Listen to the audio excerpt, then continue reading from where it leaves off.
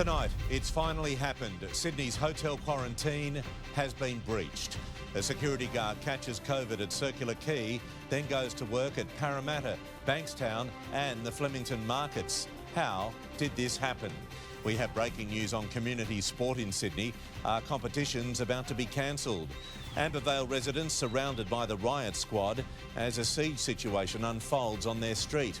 We're with police as they storm a fishing boat and find one heck of a haul, the dead giveaway that undid the whole criminal plot. It's bite night at the NRL judiciary as Kevin Proctor fights to save his season. And there's no stopping our Gene Steele, not even COVID-19. Australia's oldest survivor showered with love at Newmarch House. This is 9 News with Peter Overton. Good evening. Sydney is dealing with its own hotel quarantine breach tonight. A security guard contracting COVID-19 at the Marriott Hotel in the city, with the strain of the virus linked back to a return traveller. The guard then went on to work at several busy locations across our west while infectious. On a day when the state recorded just 3 COVID cases, a late afternoon admission from our chief doctor.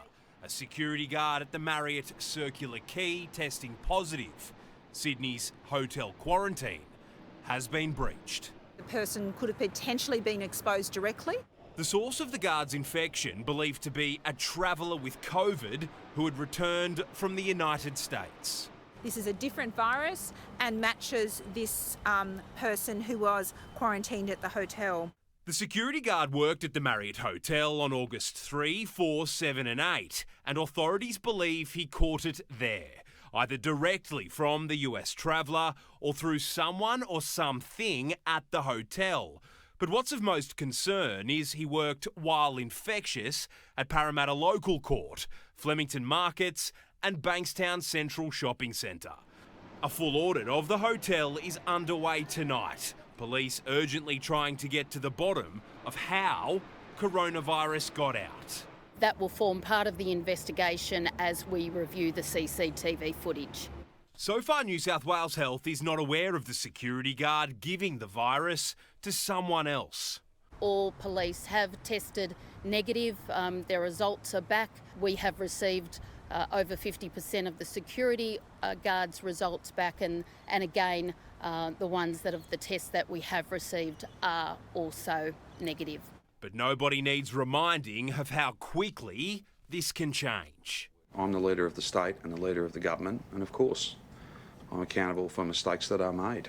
The second wave in Melbourne stemming almost entirely from an infected family of 4 in hotel quarantine back in May. Staff catching it from them and then working across the city. In my opinion, it is likely that a high proportion, approximately 99% of current cases of COVID-19 in Victoria, have arisen from Rydges or Stamford. But why the Sydney guard was allowed to work in quarantine where the risk of infection is high and then 3 other busy public places couldn't be answered.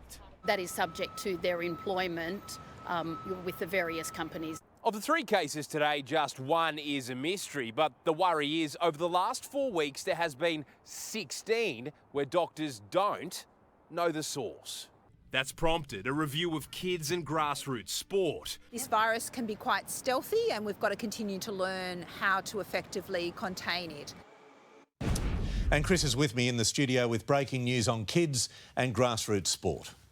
Peter, this will be sorted out in the next 48 hours, but new health advice will mean kids and grassroots sport could be off for many families. Now, Sydney will be broken up into a handful of zones, which will be focused on different geographic parts of the city. Now, the idea behind this is they want to prohibit clubs travelling to different areas. So, say Bondi versus Penrith will be banned. Now, this will not affect professional and semi-professional competitions, but big private school associations have already cancelled the GPS and CAS comps. That's the first time that's happened since World War II. So ultimately, Peter, this will see more sports abandoned. All right, Chris, thank you.